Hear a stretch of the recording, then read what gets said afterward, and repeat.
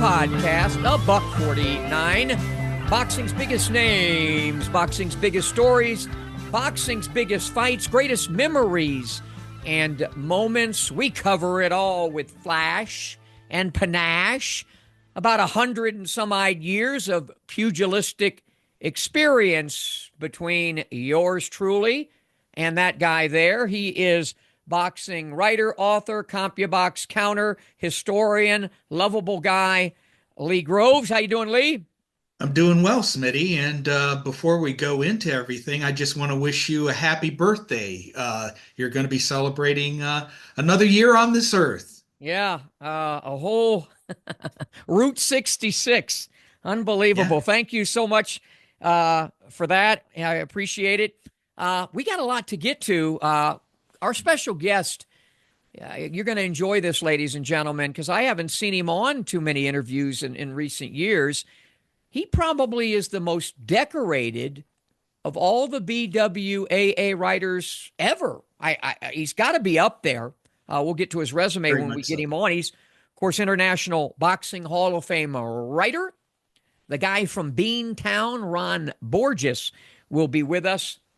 But before that, let's talk about Saturday night. T-Mobile Arena. A pair of fistic Davids went at it. David Benavidez, unbeaten, versus David Morrell, unbeaten. Mexico versus Cuba. Orthodox versus Southpaw. But before we get there, let's talk about the undercard, and I'm going to let you handle it. Well, you know what? Most of the fight card went as you and I expected. For instance, the pay-per-view portion of the show began with Jesus Ramos scoring an eighth-round TKO over a rather listless Jason Rosario, while Isaac Cruz Jr. and Angel Fierro indeed stole the show with a potential Fight of the Year candidate. Cruz ended up winning by unanimous decision. The only surprise, I thought, was the co-main event that saw Stephen Fulton win the WBC featherweight title from Brandon Figueroa by a comfortable unanimous decision. Many, including me, thought we'd saw a repeat of their 2021 firefight, but it wasn't comfortable to watch. It wasn't. Fulton really gave him a boxing lesson, and it really wasn't very close.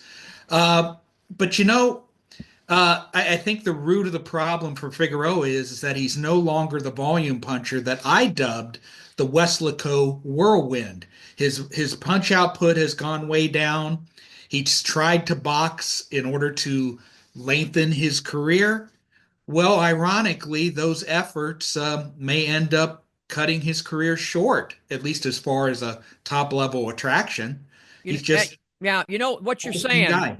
What you're saying is, and no disrespect, I've never enjoyed watching Figueroa fight, but my point, you bring out a great point. Sometimes what makes an average fighter, because his skill set is very limited, but sometimes what makes somebody, a championship level or even a guy that can win a title with all these belts that are out there today is one thing like that, like great volume or great power or, something that one element of your game at a time when it's not that deep and there's so many opportunities.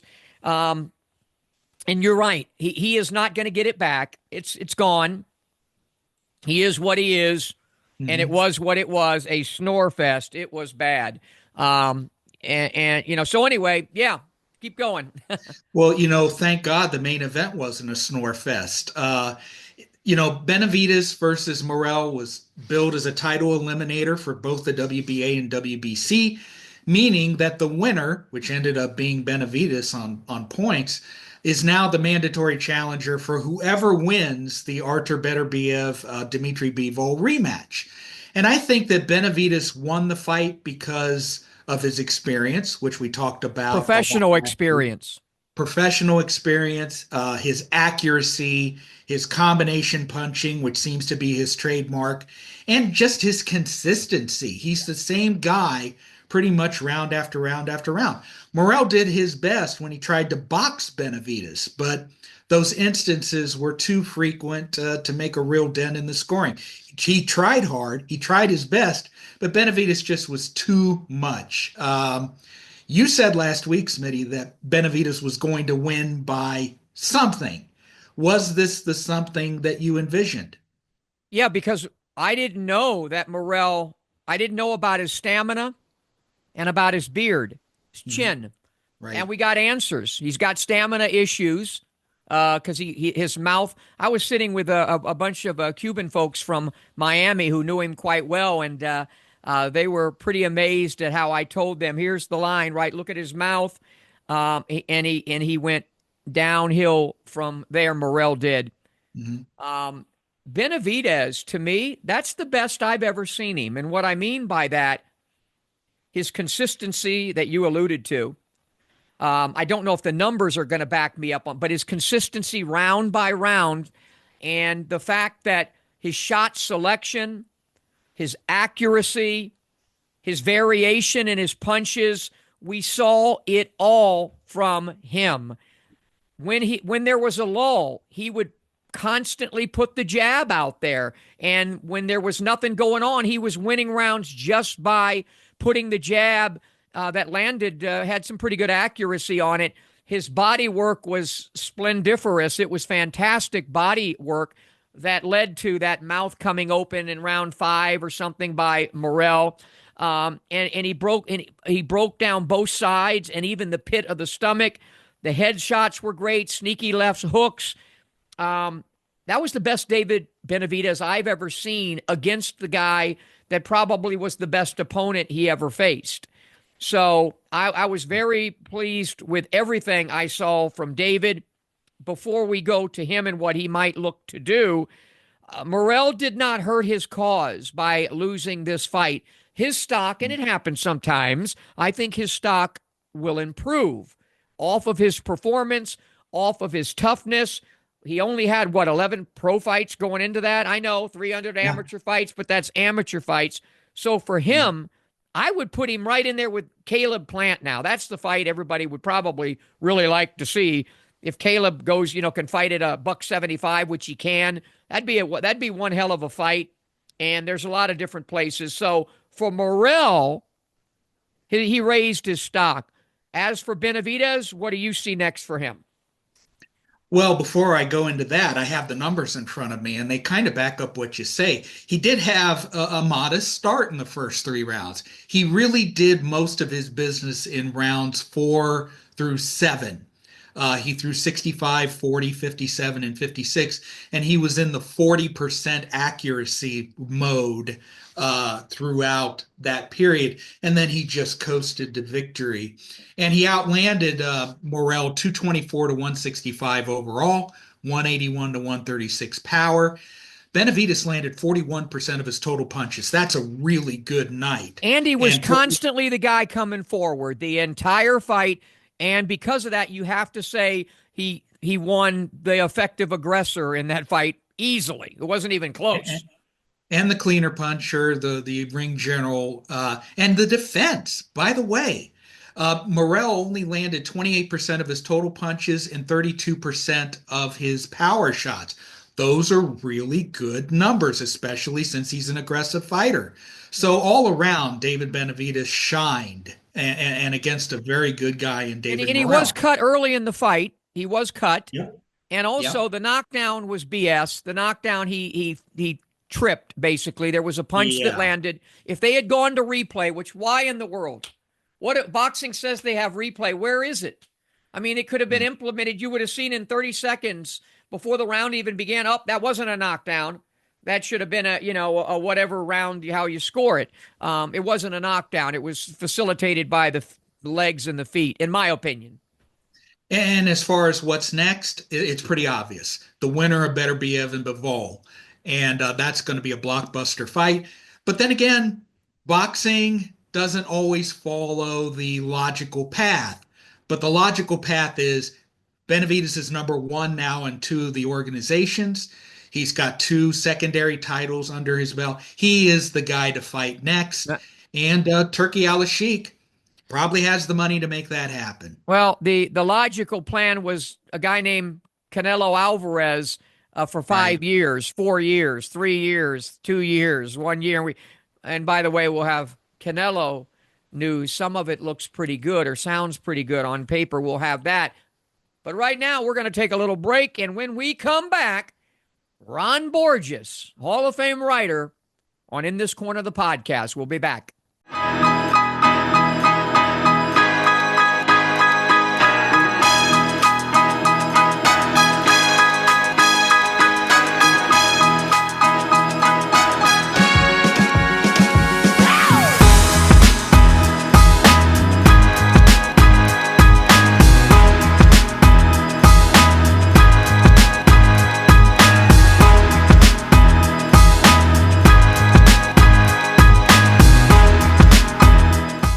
Back in this corner, the podcast, boxing's biggest names, boxing's biggest stories, boxing's biggest fights, greatest memories and moments. Time to be joined by our very special guest, a gentleman I have known for a very long time. Got to read you some stuff. He hails from Oak Bluffs, Mass. After graduating from Brandeis in 1974 with a degree in English, Ron Borges began covering the sport of boxing, and for nearly half a century has covered more than 1,000 championship bouts around the world. His byline has appeared in the Oakland Tribune, the Sacramento Union, the Boston Globe, and the Boston Herald, among others, and his work has been anthologized in the Best Sports Stories a dozen times. Among the numerous accolades and plaudits, I added the word plaudits, he's earned includes Massachusetts Sports Writer of the Year 4 times, the 1993 BWAA Nat Flasher Award for Excellence in Boxing Journalism, and more first place awards and total writing awards in the BWAA's annual writing competition than any other writer. He also won the AP Sports Editor 1984 Best Feature and the 1989 Best Commentary competition. He's also worked with HBO and done radio with the Olympics and Westwood One. In 2022, he was inducted into the International Boxing Hall of Fame. I was there hosting the ceremonies. Now we finally bring in Hall of Famer Ron Borges. How you doing, Ron? That's a lot of accolades there, man. I know. I think we should just stop right there and I'll just leave. Yeah, it won't get any. Yeah, time ran out. You know, what I always do, when I first have somebody on is I'm going to have you take us through, if you will, a little bit of up close and personal on your life growing up in Mass, and take us into how you got into writing and boxing in particular. Sure. Well, you know, people of my era, most of us, you know, the highlight of our Friday night as a kid was watching the Friday night fights with your dad, your uncles, my older brother. You know, I probably saw Henry Hank more times than Henry Hank's wife saw Henry Hank. You know, I mean, there was a bunch of guys like that you would see them over and over. But many great fights and some sad moments. You know, I was watching as a kid the night Benny Paret died in the ring. I was a big Benny Paret fan, and I was screaming at the TV for him to get off the ropes, and it was a great tragedy. So that's kind of how it started. My older brother was a pretty good boxer, and he trained me. So I boxed for a while when I was young, till I was about 15 or 16, and then was also playing football and having a little bit of success there. And like a lot of guys, found it most every other sport is easier than boxing. And so if you have any other talent in some other sport, you tend to gravitate in that direction. But my love for the sport never waned. The thing I always found most fascinating about it, and still do to this day, is how these men and women can control their mind while under assault. Whereas most of us cannot. You know, we either start flailing like a drowning person, or we run in the other direction, or whatever. And their ability to control themselves, and the effort as a young fighter for all of us to try to learn how to do that. And the more you train, obviously, as you know, Smitty, you do at least develop some ability to do some of that, and that's always fascinated me. And and I think part of the great fascination with boxing itself is for a lot of fans, you see Diego Corrales in the situation he was in against Castillo many years ago, and you say, well, I couldn't ever do that. How's that possible? And the truth of the matter is you couldn't probably do it, which is why he was doing it and we weren't doing it.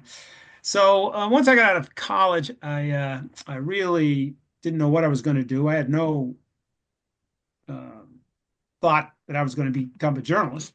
I actually, in fact, thought I was going to write the great American novel by night and daytime work construction with my dad, and as a lot of my family members had done. Good use of a college degree, of course. But the one thing I'm not smart, but I'm not totally stupid. The one thing I figured out after a few months was the reason more construction workers don't write the great American novel at night is they're sleeping because they are so tired from working all day and getting up at 5 in the morning, being on the site at 7 in the morning and lugging things around all day long. So, as has happened for time immemorial, especially on the East Coast.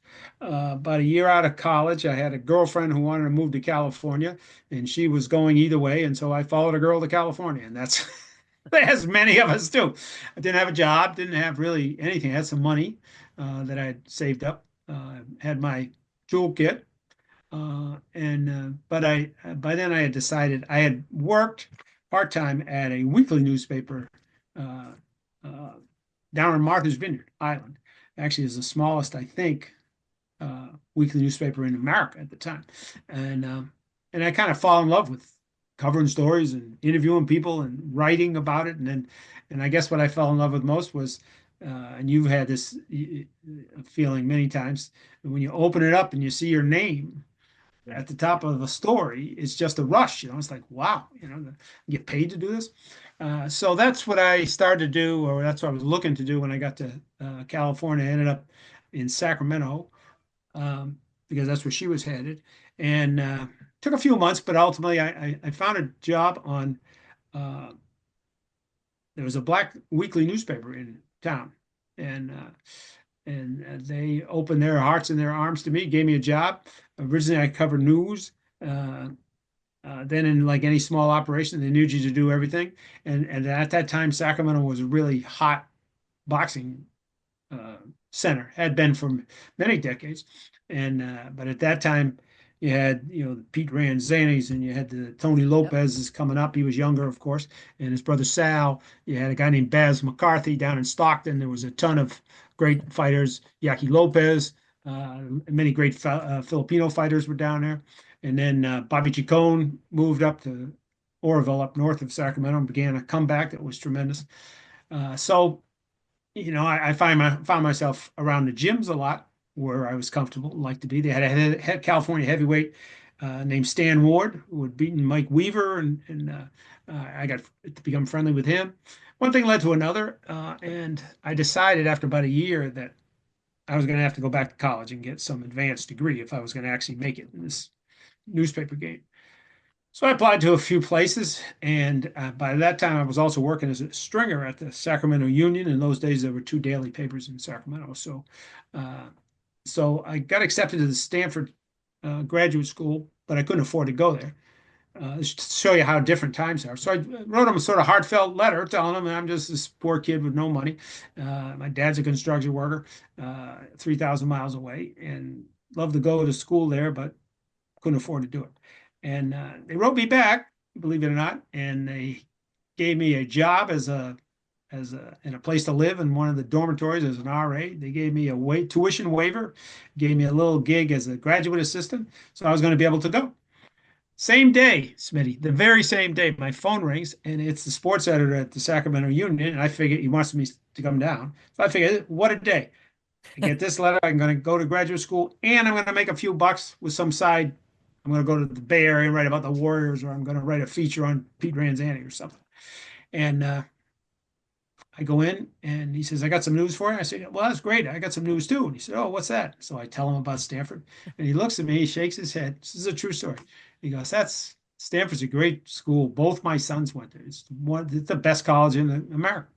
I said, yeah, I know. I said, it's really great. He said, but I want to show you something. I said, okay. And he reaches down at the bottom drawer of his old desk, pulls it out, and there are more manila envelopes in this thing. You can put a dime between these. There were so many of them in. So I'm looking and I said, geez, what's that? He said, those are resumes of guys from Stanford that I'm not offering a job to today. I'm like, what? Oh, okay. What are you trying to say? He said, but what I am doing is I'm going to offer you a job. And that was in 1975. It was $315 a week, which was the most money I'd ever seen in one check at the same time that I got legally.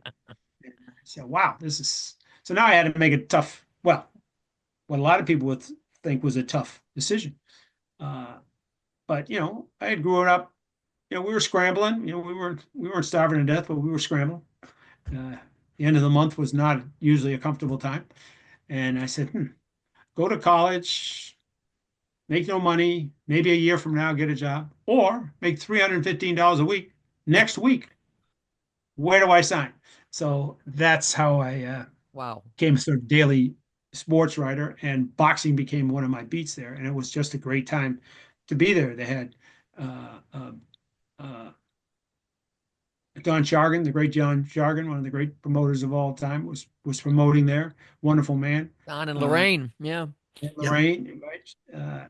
She was the gun and he was the silencer, And also got him Baz McCarthy, who was from, Babe Griffin from San Jose. And there was a real character there that only boxing has, and you and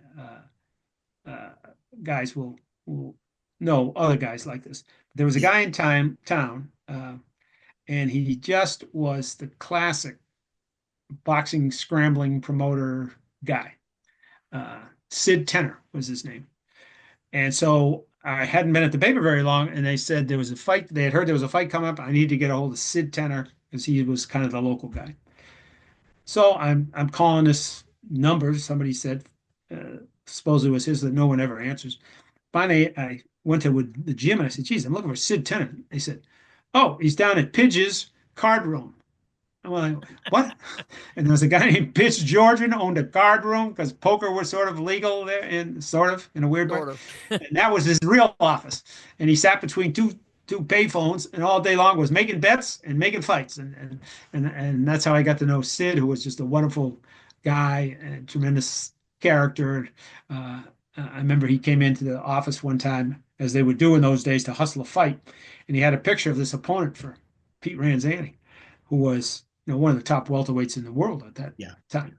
This wasn't quite as good as Cuevas and Ray Leonard, but he was just, who was at the time. Yeah. So he shows me the picture, and I said, kiddingly, I said, Sid, how'd you get the toe tag off this guy? This guy looks like a dead man. And he got, offended in the way that you get offended in boxing, but no place else. And that was my start. And it was such a colorful time, and there were so many great fighters. Yeah, thanks for sharing. That's Lee. That's why I ask that question all the time. Because it just seems like all of us that are involved in it. From me, the little kid right there with Ali, who ends up, and it's just, what a great story. It was meant to be. As I flipped to Lee. Yeah. Well, you were in the boxing fraternity for many, many years, and back then it seemed that the press pool, the regular writers who covered the big fights, they were characters in and of themselves, and it's something that you don't really see today. But who were some of the other characters that you hung with and wrote with and socialized with? Well, I'll tell you, you're right. It's very different. You guys today are a lot more healthier, or you're much healthier than we were. But sometimes think we had a lot more fun. But there was about a dozen of us that if there was a big fight almost anywhere in the world, we were there. Eddie Schuyler from AP, of course, Mike Katz from New York Daily News and then the New York Times. There was Pat Putnam. Pat Putnam, for sure. George Kimball, my rival in Boston. Yeah. Philadelphia had a couple guys that sort of came and went. Elmer Smith being one of them was a dear friend of mine, passed away a few years ago. And so there was a crew of us, and every big fight, there we were. It was basically Boston, New York, Chicago.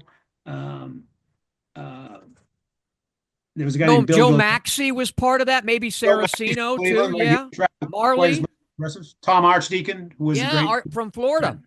yeah, Florida, and a great character. You want to talk about characters, uh, and yeah, this is right to Lee's point. It has nothing directly to do with boxing, but everything to do with what he's talking about. Yeah. Archdeacon and I are walking up Pacific Avenue in Atlantic City. This is in the middle of the night after some big fight, and we're a block off the boardwalk. And in those days, there was all sorts of uh, ill repute going on, shall we say, on Pacific Avenue. And and there's these ladies, all well-dressed ladies, all over the corners. And so we're walking up the street and we're talking loud. We've had a few cocktails. We're talking loud about this fight and heading back to our hotel. And all of a sudden, these two ladies stop us. And all of a sudden, one of them starts yelling, and there's police all over the place. And they come whipping up and they start yelling that we supposedly did something, which we did nothing. And Archdeacon turns to the cops who knew what was going on, which was a shakedown. And he says, "This lady pinched my buttocks."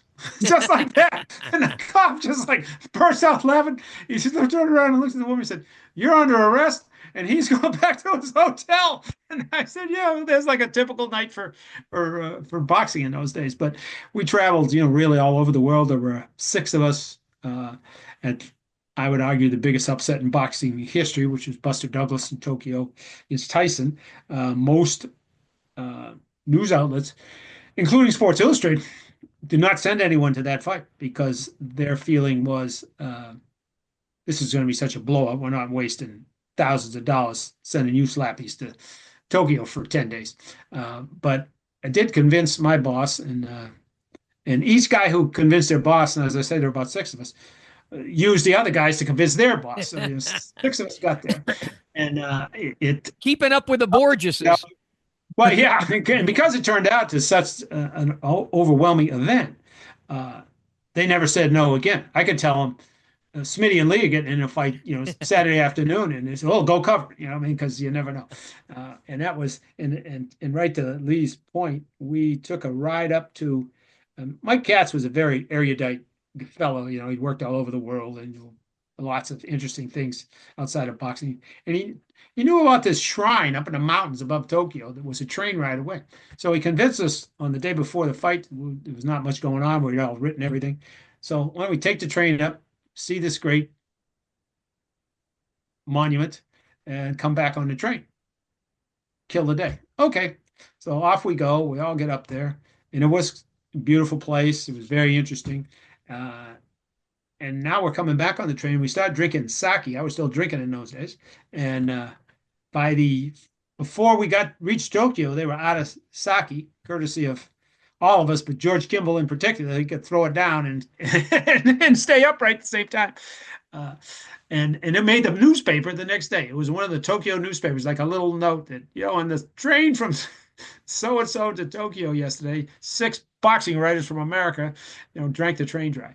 So it was that kind of thing. And I think we had also really special relationships with trainers and fighters that is much more difficult to come by today. You guys may very well have some of those, but I go to Detroit and stay at Emmanuel Stewart's house. Wow. Things of that nature, And I remember driving down the street in Detroit one time with Tommy Hearns, and 2 things happened. We were heading over to Kronk, which was in a terrible, tough neighborhood in Detroit. And Tommy goes, "Look at that!" And I said, "What?" And he said, "Look at the price tags on those coats." And I'm looking at him like, "What are you talking about?" And then I realized it was a guy running down the street with a handful of coats, which he had clearly stolen from some truck, and cops were chasing him. And you can see the tags hanging up. And he sees Tommy, and so he shifts the coats to one end. He's waving at Tommy in the other as he's running down the street because everybody knew Tommy Hearns. And that same day, we stopped somewhere, and he wanted to go inside. He had a gold Mercedes at that time. So he said, "Come on, we're gonna go in the shop." So we were going to the shop. He leaves the doors open, the engine's running. I said, "Tommy, you just gonna leave your engine running?" And in Boston, that car would be gone in about 10 seconds. And he looked at me with this big smile and he goes, "Yeah, everybody knows Tommy's car." You That know was that's that the was how you thing got to about know. this sport, covering the sport the way you did. And I was coming up. I'm like maybe 9, 10 years younger than you are. And the Colonel was the one who really got me, Colonel Bob Sheridan, who I know Sure. you got me to know Boston's all. finest. Yeah, it's no other sport.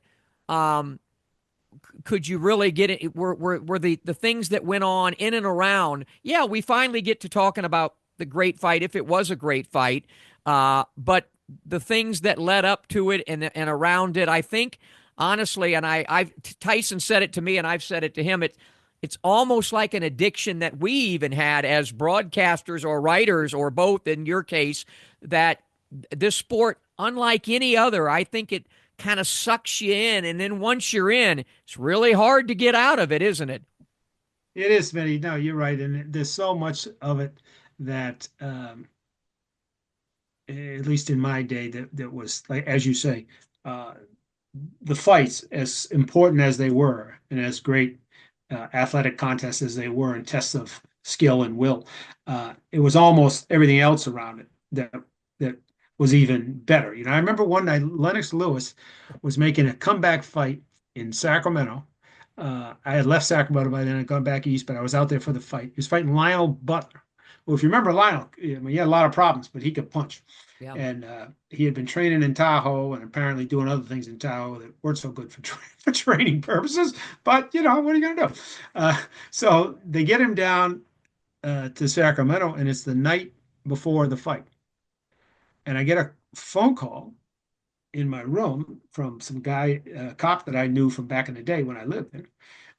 Always good to know police officers if you're in our business, as you guys know. He said, "You might want to get over to," I believe it was the Senator Hotel. You might want to get over to the Senator Hotel. I said, "Well, what's going on, man? It's like freaking midnight." I was at an age now where I actually went to bed. I said, "It's freaking midnight." He goes, "Well, it's going to be a boxing story over there, I think." I said, "Okay." So I drive over, and sure enough, when I get there, this red lights are flashing, this police cars all over the place. Turns out Lionel Butler had apparently gotten high and kind of lost his mind and got mad at one of his friends who he was threatening to shoot. Problem was he didn't have a gun. All he had was bullets. And he started throwing bullets at the guy, and there's like 50 bullets like all over the floor, but none of them have been shot. So what are you going to arrest him for? Yeah. Throwing bullets at another guy? And that was the night before a fight where he nailed Lennox Lewis in the first or second round, because Lennox was pretty tentative. It was right after he'd been knocked out. He was pretty tentative right at the start. And Butler did the right thing, which was jump him and nailed him. And I thought to myself for a little instant, I said, he's going to knock Lennox Lewis out. But Lewis proved to be, the better man, and ultimately stopped him. But, what other sport do you get a phone call saying, "Hey, you might want to there's go going over to here be because something someone's going throwing on." bullets." You're not going to see that at the Super Bowl. Lee, No. I keep interrupting you, but go ahead. I know you got some great questions. We want to get them all in with Ron Borges, so I'll shut up. Well, every pundit, boxing pundit, broadcaster, opinion maker is always asked to make predictions of the fights that they cover. And of course, you weren't an exception. But what was exceptional was that you were one of the very few who correctly predicted that Evander Holyfield would beat Mike Tyson in their first meeting. Tyson opened as a 25-1 favorite, but by fight time, the odds had dropped to 5-1. But based on the circumstances, it might as well have been a jillion to one. What factors persuaded you to make that pick? Well, I'll tell you, Lee, it was interesting. I thought it was a really easy pick, and I'm not saying that because it worked out that way. I always felt that way. I felt that way with the Okay. rematch. I felt if they fought when they're both 100 years old, the same thing would happen. But I had some inside info. I was pretty close to Holyfield in those days, number one, which helped, and I knew uh, Okay. about his preparation and about uh, just first off, he had this mantle of his faith that he just believed, God was never going to let him get hurt. He was there to beat this guy, especially with the Allah and all thing. And I was down in Houston and again, I guess this speaks to how things were different back then, Lee, than they are now, in terms of the relationships. Um, and we were in his place. He trained early in the morning, and then we were there, and he was eating breakfast. And I said, "So why are you so sure you're going to beat Tyson?" And he said, "Well, because I'm God's instrument. I'm here to show that my God is stronger than his God, meaning Allah." And I looked at him and I said, again, his manager was like breaking out in sweat. I looked and I said, uh, Vander, you really sure you want to say that? You might not want to say that. You might want to think about it. Would that happen today? I don't know, maybe, but probably not. And in the end, although later he would say it again, at that time, we sort of let it go by. But as we were talking, ESPN was on television and a news thing, and there was Tyson's handlers just babbling on about terrible things that were going to happen to Holyfield. And one of them said, they think Tyson raped some girl, which he didn't. Wait till you see what he does to Holyfield. And Holyfield was eating, and he stopped, like right in the middle, and looked at the TV. And then he went right back to eating these eggs, and stopped. If I said, "Do you hear that?" He goes, "Yeah."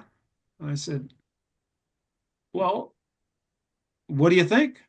He said, "I think don't matter what anybody say. In the end, he got to fight me. That's it. And none of this else matters." So I knew that at the minimum, he wasn't going to get caught up in anything else. And then my friend Vinny Pazienza, who's finally going into the Hall of Fame, had been one of Tyson's roommates when they were amateurs at the National Training Center in Colorado Springs. And he told me a story about how the only guy willing to spar with Tyson after a few days that the national team was up there was Holyfield, even though he was one weight class below him. And they had two just hellacious battles. And Pat Nappy, who was the coach at the time, told the assistants after the second one, "No more of that. He's going to finish Tyson. No more of that." Well, that very night, the fighters were all together. Tyrell Biggs was there, all those guys that run that great Olympic team. And they're playing pool, and it was typical, you hold the table as long as you win. And Tyson was playing somebody, and he lost, and Holyfield was the next guy up.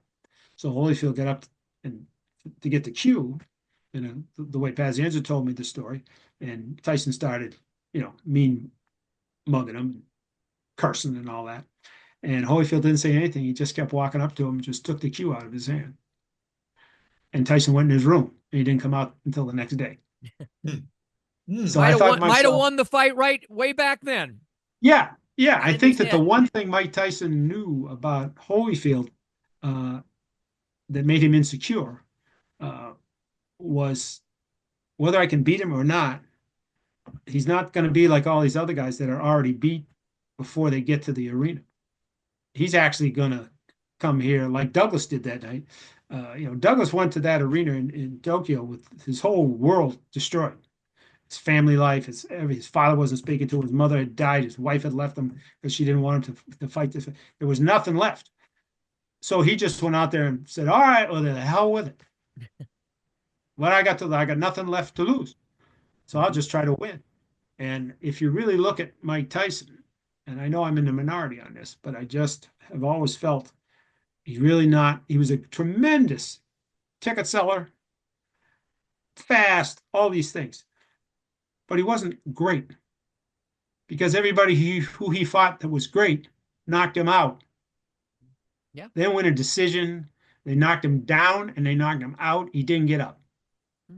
And how many times have I said that on this show, Lee? You have said it many, many times, not only on this show, but on our daily conversations. Yeah, Mike's always treated me fantastic, but he won so many fights before the fight ever got underway, and he couldn't do that, for example, against Holyfield, who had his number and wasn't afraid, and Buster Douglas, who, as you said, I remember, Ron, calling Angelo Dundee and having him on my show the day before the Douglas fight. I was just starting out in radio, and I just had this. I didn't go as far as picking Douglas. I wish I had, but I Angelo and I both thought he had the the recipe and the right stuff going on, and the height and the reach, and had stuff ability wise. But yeah, but you picked that thing, and I remember all of us with the press were saying, "Wow, this is interesting," because Ron knows his stuff. And did you Yeah. ever talk to Holyfield about that after the fight?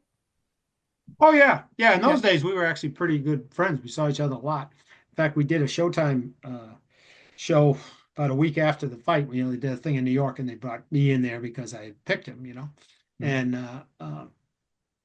if you rewatch the tape of it, you guys would probably have seen noticed it yourself. But for some of your listeners, maybe they haven't, especially the younger ones. You watch the tape of that fight. In about the first 30 seconds of the fight, Tyson cracks Holyfield with a shot, and he spins around, and one of his legs goes out like this. And I'm sitting there going, man, I'm going to be considered the biggest fool in the history of fools if this keeps going like this. But if you watch it, Holyfield's leg kind of kicks out to the side, and he spins around and punches Tyson right in the face. And you could see right then, Tyson was like, oh, I don't know if I like this or not. And the other thing that Holyfield had told me before the fight, Vander can be funny sometimes, uh, especially if he's tired. His southern accent gets thicker. So if you're some Yeah. guy from Boston like me, I'm like, what are you saying? So he's talking to me about his battle plan before the first fight, and he said to me, and I'm doing it just the way he said, Tyson got that big head. I said, what? Tyson, you got that big head. I said, the big what? And he goes like, head, oh, his head. Yeah, okay, he's got a big head. And he said, watch him. He said, he comes forward with his head, sort of almost like leaping forward. And everybody does the same thing, the natural thing, which is to retract. Bang, he hits him with a hook in the face. He said, when he does that to me, when his head comes at me, my head's going at him, which is why they had so many clashes of heads. And I always felt it was unfair. If you really look closely at those clashes, those weren't headbutts. That was Tyson coming forward and Holyfield coming forward because he was not going to relent. He was not going to back up. He was not going to give him basically a free shot. And ultimately, that allowed Holyfield to be in the safest place when you're fighting a guy like Tyson, as you guys know, which is right in the slot close. Now most people would say, I want to get as far away from this guy as possible, but you're really safest in the pocket if you can handle yourself there, which Evander certainly could do. And it's, I think the second fight ended the way it did because I've had a number of friends say, well, why did Tyson do that? The best round he'd had was was in that second round. I said, yeah, and that's why he did it. And they all look at me like I'm crazy. I said, because he still got hit in the face and he realized it's not going to get better going forward. It's going to get worse. And I want to get out of here. Yeah. And he found a way to get out. Lee? No, I think we all can agree that at least in the United States, boxing is far, far away from the days of Tyson and the Four Kings, as Right. far as mainstream media attention and respect. Back then, you could ask the man on the street who the heavyweight champion of the world was, and he could give you the answer right away. But now, you probably just get a blank stare. How did boxing get to this place in this country? Yeah, Lee, you're right. It's very sad for guys like us to see what's happened. Certainly, having had the honor of being, in my mind at least, in the middle of the last great golden era, like you said, with the Four Kings and the great heavy. I mean, you look back now, Lennox Lewis, Evander Holyfield, Mike Tyson, Riddick Bowe, those were great heavyweight. So I mean, it was at every level of the sport, really. I mean, uh, Boom Boom Mancini and Bobby Chacon, and I mean every weight class you could think of, the Barrera and Morales and Pacquiao. But I think it's been a combination of self-immolation, which Mhm. boxing is good at, and short-term business thinking. There's really nobody. It's the only professional sport in America, maybe in the world, where there's no sort of central controlling entity whose concern is the good of the sport. Right. Whether you disagree or agree with the NFL commissioner or baseball or the NBA, their job is to grow the business. Uh, boxing has no such person. And as you guys know, the promoter's business is to give somebody else the business. You know, I mean, that's so nobody's looking out for the sport. And I'll tell you honestly, the first time I thought something was changing was after the Pernell Whitaker Chavez fight, um, which was called a draw, and everybody in the world knew that Whitaker won, Yeah, right. including a crowd full of Mexicans who were booing the decision. I was You know, in ringside that, Texas. yeah. Yeah, you know what it was like. Oh, I yeah. mean, they couldn't believe it. And when I got back home, talking to a number of my friends who were, uh, casual but knowledgeable fight fans and big time sports fans, and every one of them said to me, "Yeah, that's boxing." They would Mm. have been outraged if that was football, baseball, but they just accepted it. And I think that once you start accepting that maybe the outcomes uh, are not always going to be fair, not always going to be right, um, you're starting to lose the fans. You're starting to slip into theater, and and then once the next big moment for me was when NBC decided that they were not going to put Olympic boxing in primetime or Saturday afternoon TV, which they normally did. It was 3 in the morning on CNBC, and my friend Kevin Monahan was in charge of that at the time, and I called him and asked him, like, you know, what are you doing? You, you got advertisers. He said, yeah, but let me tell you something. The United States Army no longer wanted to advertise on Olympic boxing because it was so filthy, the politics of it. We'd all seen Olympics after Olympics where Roy Jones gets screwed and, Yeah. Yep. and Eric Griffin gets screwed. He's the captain of our team, easily wins the first fight, and they say he didn't, and on and on. We can go on. They would have screwed De La Hoya if they could have found a way to do it. Um, Yeah. so then that moved off. So now it's much more difficult to build a star. You came out of the Olympics with a gold medal in boxing. It was a big deal. You were on, in many cases, your first fight was on CBS or something. Now you can't find those guys. And then the growth of the other sports. I think once we started moving what would have been our heavyweights uh, into other sports, you can be a tight end or you can be a power forward or you can box. Well, most guys are going to take those other options. So I think there's a lot of potential uh, Olympic heavyweight champions that are playing in the National Football League and playing in the NBA and maybe never Yeah. boxed a minute. Uh, and I think that's how it's gone. And then the fatal final thing to me was charging for everything. I mean, when I Yes. was uh, first really in the business, and for a long time, now you had to pay to have Showtime or HBO, just on your cable, but they didn't then charge you for every fight that you know. Uh, Yeah. me against Lee Gross, it's going to be $9.95. Smitty's going to fight and I'm out. Well, then it's $12.95. But Mhm. it's like people say, "What am I? Why am I paying for all this stuff?" And a lot of the fights, when HBO was selling World Championship boxing, I mean, uh, they had the greatest fights every year, all the greatest fights, pretty much, with a few exceptions, but most of them were on their network. But they weren't charging for every one of them. Now, and the zone to me was the last deal. I actually pulled the plug on the zone. When I get in there right to start, whatever it was, $10, and you get all the fights. And then they doubled it, and I paid, and they made it 25, and I paid. But when they started then saying, okay, that'll get you the fights you don't really care about. But Mhm. any decent fight we have, you're also going to have to pay some pay-per-view. I said, I'm out. And I'm not trying to make myself a big deal. But if you lose me as a customer in boxing, you're out of business Yeah. And also because when I'm the we and natural also customer you got. and also when we lose, I'm pointing to a typewriter that sits there. By the way, Yeah, I love that. you young pugilistic pups, you probably don't even know what that is because as long as you have your little cell phone, you think you know the sport of boxing. Losing guys like Lee and I talk about this all the time, and my greatest gig I have each year is hosting the International Boxing Hall of Fame, and guys like you, Lee and I go back and forth about whether it can ever come back.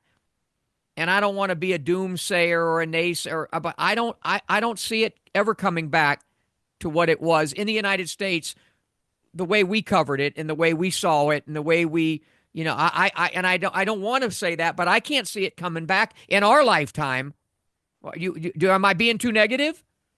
No, I don't think you are, because it's not going to go back on. I mean, think of the Saturday afternoon fights that you saw just Yes, by sir. running home to get home and turning on the TV. Yeah. You have to pay for it beyond what if you were paying for some sort of cable. So, but other than that, you weren't paying. You were seeing these great fights over and over again, and that's not going to happen anymore. The economics of it don't work. It's gravitating more and more to a place like Saudi Arabia, where they got deep pockets and don't really care whether they're making money on a particular show or not making money on a particular show. You got fighter demands that are way out of whack when related to their ability to sell tickets. You used to get paid because you sold tickets, Right. or you sold pay-per-view. Arturo Gatti wasn't a great fighter, but he and Mickey Ward could sell tickets, like nobody else. You put up a sign that said Ward Gotti tomorrow night, place would be full. And today, I feel bad for a lot of the fighters. There's some great fighters out there. It's not, I don't think the talent is as deep, as it once was. But there's a lot of really good to great fighters out there. But if you can't see them, Yeah. why would you, I mean, Ray Leonard, Mike Tyson, those guys were all on free TV all the way up. So by the time Oscar De La Hoya, same thing.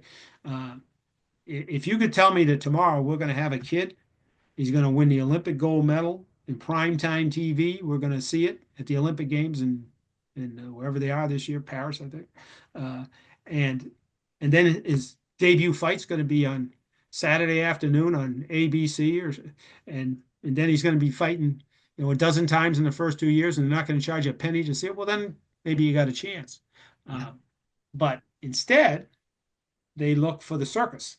What's the easy thing? The easiest thing is, well, let's create a circus. Let's put a 58-year-old Mike Tyson, who stumbles walking into the ring, in against the internet guy who, to his credit, has tried to become a boxer. I mean, he clearly has worked hard at it. He's improved all of that, and he's certainly a master of hype and salesmanship. But that's now what they're selling the public. That'd be like saying, we're gonna this year's Super Bowl, Jamie Foxx is gonna play quarterback for the Chiefs, and Will Ferrell is gonna play quarterback for the Eagles. People would say, "What? I'm watching that." And the other thing, which became a thing over time, and I really firmly believe this. I've had associates of mine in the sport tell me I'm being unfair to today's fighters. Maybe I am, but I don't think I am. Back in those glory days, although guys would fight over money, just like they do today, but in the end, Marvin Hagler really wanted to know whether or not he could beat Roberto Duran or not. Evander Holyfield wanted to fight Mike Tyson and took $4 million less than main events wanted him to take. And he went up to Toronto and signed a contract that they didn't want him to sign. And he told me, I said, you could have, maybe you would have got more. He said, maybe I would have. But after I beat him, I'll get that $4 million back 10 times over, which he did. I don't think fighters today, and I don't want to just blame the fighters. I think a lot of it is just the circumstance, the environment that surrounds them. They rather win the fight on Twitter. Yeah. I'm better than you are. I remember when I picked Crawford to blow out Eric Spence. I had a lot of my boxing friends say, "Are you crazy?" I said, "No, I'm not crazy." Terrence Crawford is as close to old school fighter as I've seen in a long time. Spence has got skills. I mean, he's got speed, but he's never been in a fight in his life. But he's going to be in a fight in this one. And don't tell me you can roll your car over at 100 miles an hour, umpteen times, and get a detached retina and be out and fight, have one fight in a year and a half and beat Terrence Crawford. That ain't going to happen. Yeah. And of course, by the way, in the final few minutes we have, that he might be fighting He's been my favorite guy for years, 6 or 7 years. I've called him number one, Crawford. Yep. Very realistic that he fights Canelo this year.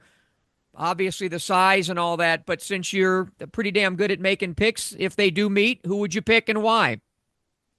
That's a tough one because Yeah, generally I think size can be overrated. Although there's a reason they have weight classes. Put Manny Pacquiao in there with Lennox Lewis.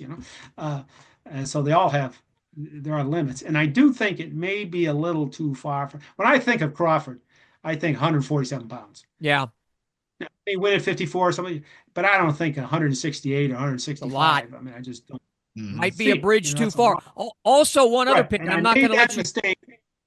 I was just going to say, I made that mistake with Mike Garcia, who I thought was a very talented fighter. And I picked him to win. And at the end of the first round, I knew that they could fight 100 rounds and Mike Garcia could not win that fight. Was that the Errol He Spence just fight? was, Right. yeah, he's just too small. Yeah, No, I mean, he's just too small, and there is a limit. And I would say that Terrence is certainly pushing the limit. yeah, I Again. agree. I'm I think Canelo's a vacillating. I'm little, vacillating on that one. What yeah. about the I suit? mean, Hey, I think you've he's a covered little all. past his prime. Canelo, I think he's a little bit past his prime, but still has a lot of skills. He's strong as an ox. Yeah, And the one thing about Crawford is he can adjust and change, on the fly to whatever he has to do, and he will have a speed advantage. yeah. And It'd be speed usually interesting to watch. You've covered so many sports, and since Super Bowl's right here as well, what's your pick on? Can anybody figure out a way to beat that damn Mahomes guy? Can the best defense in football, the Eagles, get it done? Yeah, I mean, Eagles defense is good, no doubt, but you're a fool to bet against Mahomes. He just, he's got that Brady thing, and what that is or was with Brady is that the other team, regardless of the circumstances, is always afraid of you, which means they're always a little bit off. And the Atlanta Super Bowl was a good example. They went for one more touchdown when really all they needed was a field goal to grind the clock down. But in the back of everybody's mind was that's Great number point. 12 over there, and there was, and this goes all the way back the dawn of time. Super Bowl III, NFL Films did a great film about the game and everything. And late in the game, the Colts put Johnny Unitas back in the game with a completely dead arm. Yeah. First drive, right down the field, touchdown. Second drive, they're driving down the field, and there's a clip of Joe Namath on the sideline screaming at his teammates on the bench because Unitas had been his idol, screaming Unitas's number.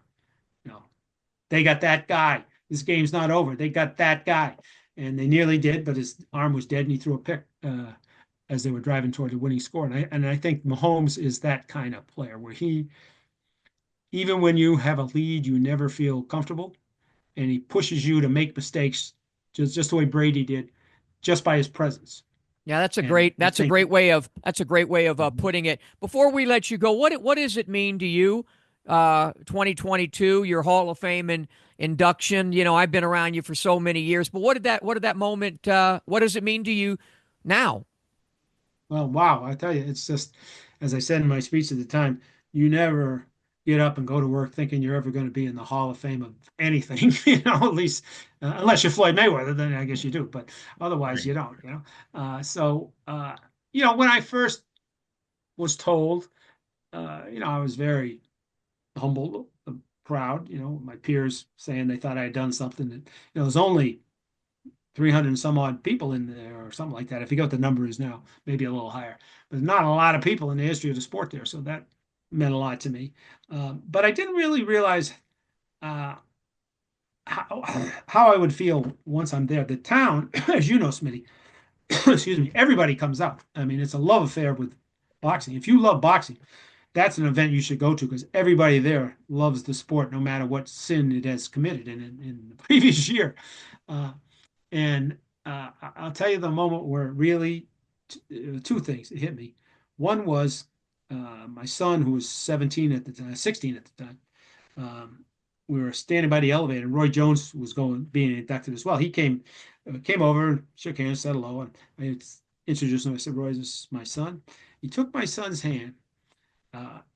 And Roy, we've had our ups and downs. I would write some things he didn't like and so forth. He took my son's hand and he said, "You don't understand." He pointed at me. He said, "This your daddy?" I said, "Yeah." He said, "You need to understand one thing. He earned his way in here like everybody else." And it was like, wow. I mean, these guys, some of whom, as I say, you might have had some rocky moments with. If you're in the Hall of Fame, it just means something to everybody.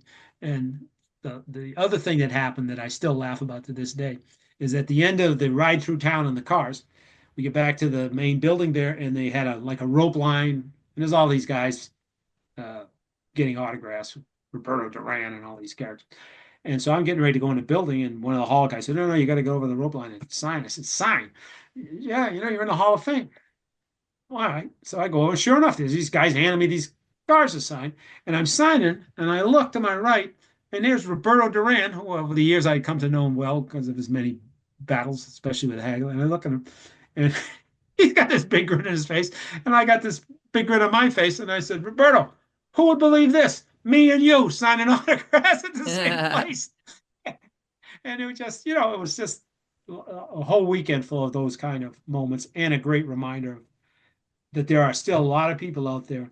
Maybe they can't afford to pay $90 anymore for pay-per-views, but they still love what boxing is all about, which is the ultimate test in sports, in my opinion. And as Lee said earlier, certainly there was a time you walked down the street and you said, "Who's the heavyweight champion of the world?" And your Aunt Louise could tell you who that was. And if you and I walked down the street in Boston today and asked who's the heavyweight champion, probably more people would say Mike Tyson than anybody else. Yeah. That's the best heavyweight they can remember. Or young kids would say that Jake Paul guy. Yeah, Jake Paul. God forbid. But you certainly are, you're overqualified. You overpaid your dues. I was happy to just when I was coming into it, guys like you, I would always have you and the others on my radio program before I went to television. I remember you paid me some nice compliments. Every once in a while, you'd come up and say, "Hey, I'm watching your TV show on Nesson." Nesson carried me, and that meant a lot to me, and it means a lot of us. I don't know if we'll ever have those days again, but I'm glad that we did have them, and I got to share them with somebody like Ron Borges. And thank you for all of that, and thank you for joining us. Thank you. Well, thanks, Smitty. You've been a great, and you too, Lee. You're both great warriors for the sport, and we still need that. Whether we can ever get it back to where it was, you think of the Four Kings, like you guys talked about. They fought each other 9 times. If you put them all together, now you can't get 2 guys to fight each other once. Yeah, and that's what's that's wrong with boxing. Problem. I mean, imagine. I'll close with this. Imagine Eagles and the Chiefs. Yeah. And the guy who owns the Chiefs says, "Not playing the Eagles. The hell are the Eagles? We want to play Buffalo again. That's a bigger game than the Eagles." Yeah. In boxing, that's what they do.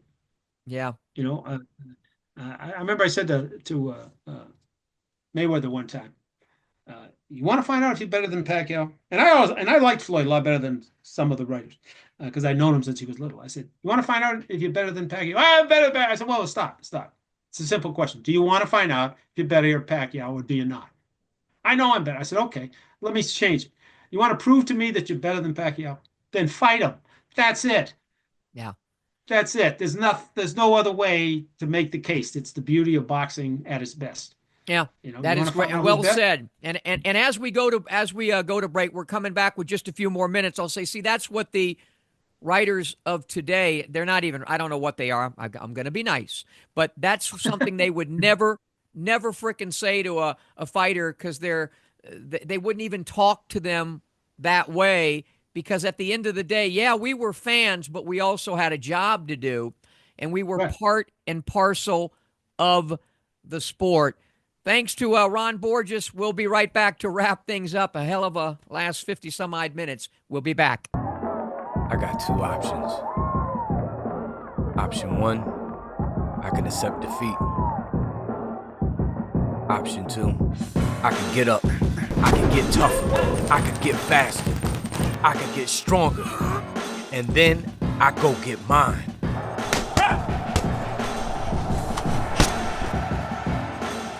I made my choice. Have you made yours? Back in this corner, the podcast 149.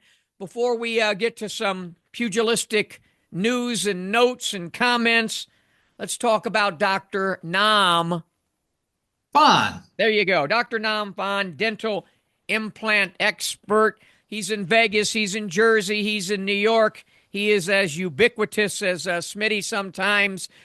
He also does a fantastic job with his patients, and it starts with the way his patient care, telling you what you need, how you need to get it done, and then caring enough to try to put together a financial plan for you so that you can get this stuff done. He specializes in full mouth cosmetic veneers, crowns, dental implants, extractions, and sedation.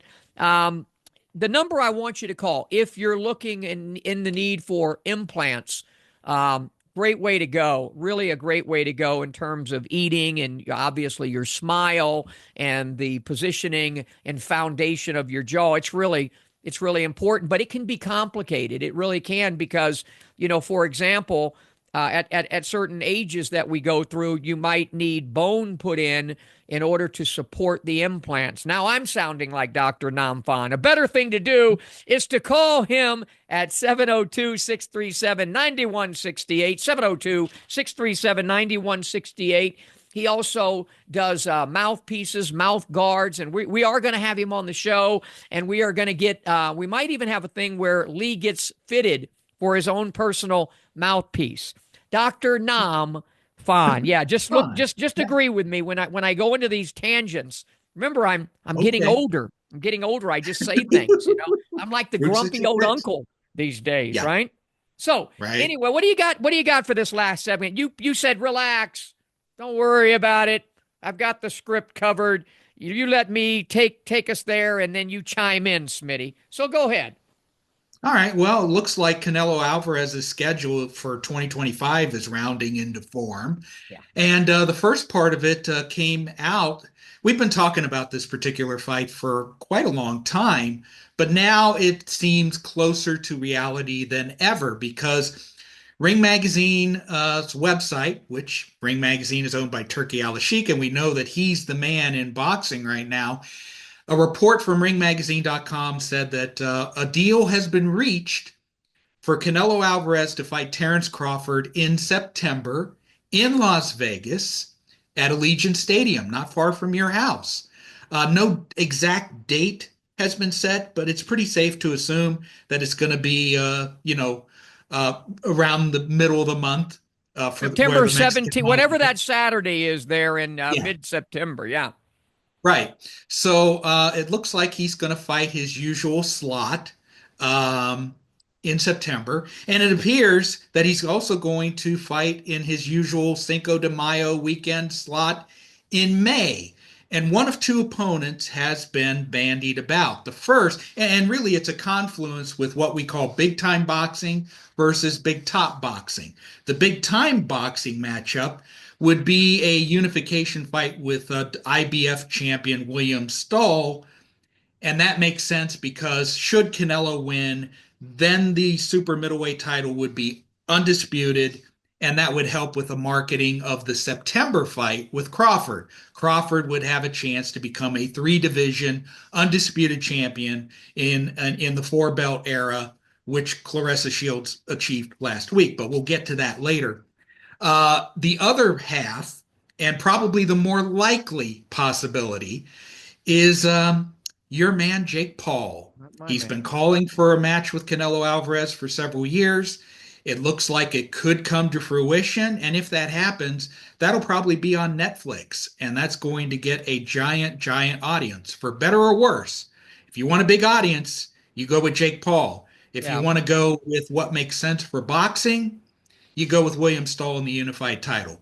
But what are your thoughts? Well, first off, he says facetiously, your man, Jake Paul. Everybody knows me more than more than anybody in boxing despises it. And I've tried to tell everybody that what it could potentially do, and it's done it. Everything I worried about has happened already in this country with it. And if they do it again, you could think, oh, well, it'll be a tremendous audience, and that'll really build up the Crawford fight. No, it won't. No, it won't. It won't have anything to do with the Crawford fight, because the audience that tunes in to see Blondie, not this Blondie, but him, is not the audience that would watch the Crawford fight. It's an indicator of where Canelo's at, though, meaning he's telling us he's telling us, telegraphing to us that he's ready to get out of boxing. To me, that would be the only excuse I could see for it. I personally would rather see him do, your fight, the unified, and then Crawford, and then do an exhibition with Jake when you're all done with your career if you want, because that money's still going to be there. See, that money's still going to be, but then you hold the line of your integrity, because I think Canelo has said at times, maybe I'm inaccurate, but I thought he said at times, I'd never fight that guy, that he's not legit. And, but look what Tyson just opened up Pan Poo-Poo's box for all this crap to happen. And remember that, Pam Poo-Poo's box for all this crap to happen. Find something to match that, find something to put on the screen when I do that, when I say that. So you're right. I mean, you're telling us what it is. The bottom line is the Canelo fight with Crawford. I think we spoke about it before anybody. Probably we even did an entire show 2 or 3 years ago where we did a mock breakdown, of this fight. And so there's too much time. I'm not going to go back into it. However, the longer it goes, the more it favors the redhead, in my opinion, for reasons we will talk about later. Now we'll move on. Yeah, we'll move on indeed. And on Sunday night, Claressa Shields, I made reference to this a couple of minutes ago, became the first fighter, man or woman, to become an undisputed champion in 3 weight classes in the 4-belt era, with a wide unanimous decision victory against Danielle Perkins. Now, on paper, that's a great accomplishment. And in the ring, Shields easily outboxed the biggest and strongest opponent of her boxing life. She stood 6 foot tall. She's a southpaw. She probably weighed 190 plus pounds in the ring. Well and good. But then there's the other side of the argument. What was her record going into that fight? 5-0 with 2 knockouts, I believe. And she was how many years old? 42. 42 with 5 professional fights. There you go. That's a pound for pound, undisputed matchup.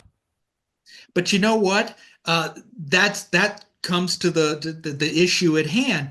In women's boxing, the weight classes above welterweight are extremely thin. It's not Claressa's fault. It's not Claressa's fault. It's not her fault at all. All she can do is fight the names that are in front of her. And do what she always does, which is what? Win. Yeah. But coming into this fight, the IBF only had 2 fighters at heavyweight in its rankings.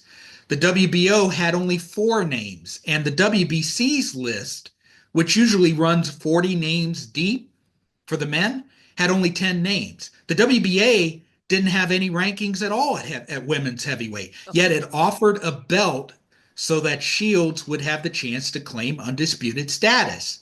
Like you said, it's sort of a manufactured belt, you'd have to say. Very, very much so. Manufactured circumstances. The fight was held in her hometown of Flint. She filled 5,000 seats. They were very enthusiastic for her. But really, when you take a look at Claressa's career, she's had 16 fights now. She's beaten 12 fighters who have held titles during her during their careers. It's very accomplishment rich. Yeah. But you have to take into account that she is really a big fish who has been thriving in a rather shallow pond. And to illustrate this further, they asked her who she wanted to fight afterwards. Who's next? And 2 of the names that she called out, one of them was 47-year-old Hall of Famer Layla Ali, who hasn't fought in the last 18 years. And another is 42-year-old Hannah Gabriels, the only woman to have floored Shields as a pro. but who has fought only once since April 2021. Now, among her other callouts, the one that makes the most sense to me is current WBC super middleweight champion Franchon Cruz-Dezurn, who Shields beat by 4-round decision in their respective professional debuts in 2016. And but Franchon hasn't fought in over a year. She beat Shadesha Green, who now holds a title, back in December 2023. Yeah. And finally, one name she didn't mention, Savannah Marshall, is another viable option. But once again, Marshall hasn't fought since beating Franchon Cruz-Dezurn for the then undisputed super middleweight And title. Claressa already whooped her. Claressa already whooped her. Already whipped her, yes. So here, let's shut it down. And here's what she needs to do. She mentioned she should meet with Ali, and she should talk to Layla, and kind of go the direction that Layla went. You've accomplished everything there is to accomplish. You are as accomplished, maybe the most of any woman in boxing history, because she had the ability to have the amateur career and gold medals, that some of these other gals did not have a chance to do. Mm-hmm. So go the route of Layla. Retire, do other things, train fighters, broadcast. She can put on this act. She's really a nice person. If you can get her away from everything, she's really a nice person. And I get it. She feels like she has this chip because of the great explanation that you just gave. It's not her fault. It's not Claressa's fault. No, it's not. Anything that's been asked of her, she's done. And so, I give her credit. I would love to just see her. We got to get her on the show, and we'll talk to her directly. But, thanks for sharing that with the fans, because, it's not her fault. All she can do is put who is in front of her. I remember that they said that about the 72 Dolphins. Oh, they had an easy schedule, easy, schmeezy. All you can do is beat who the hell's in front of you. And they beat everyone and went 17-0. And Claressa has pretty much done the same thing. So do we have anything else? Well, one last thing, and this kind of rounds everything together. With this victory, Claressa Shields has won 66 fights in a row, which kind of dovetails with your birthday, number 66. Well, thank you for that. Thank you for that reminder. I'll take it.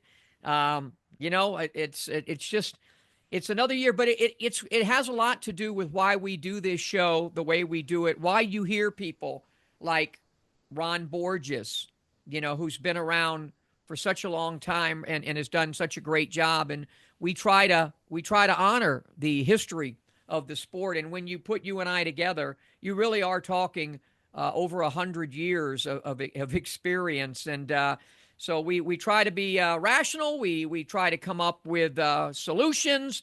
We try to have a little bit of fun. And that's what we do here. And what do we have next week? Do we know? I think somebody quite well is going to be on with us. I know part of the show. Very much so. In fact, I confirmed it with him earlier this afternoon. CompuBox, Mr. CompuBox, Bob Canobio. The company is going to be celebrating its 40th anniversary on, I think it was February 15th or 16th. They did Mancini Bramble 2. That was their debut on HBO. Bob Canobio is going to be on to not only discuss the anniversary and the birthday, but there's several positive developments that have happened in the company in very recent days. So We'll have him on, give us an update. Yeah, and one of the things CompuBox is going to do, they're going to have Lee do all of my in-ring segments. They're going to break down the numbers for me in the ring with all the 65 of the world champions and greats that I've been.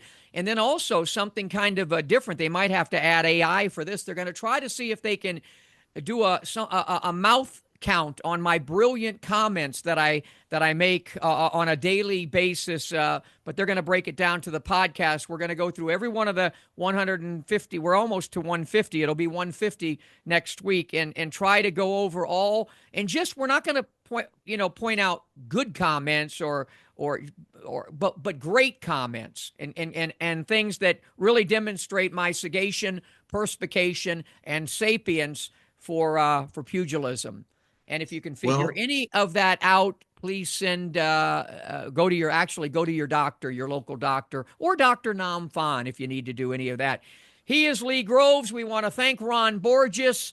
Congratulations again to David Benavidez and Samson Lukowitz. Thank you for the fantastic ticket. I actually snuck away from the Smitty cave and had a fantastic time. Also, thank you to my Uber driver, Mr. Prince, who dropped me off and was so smitten with Smitty that he came back and got me after the fight to make sure that I made it home safely. It's tough out there in the streets outside T-Mobile, all the different people, fawning over me. It was really, really difficult to actually get into his Uber. So long, everybody.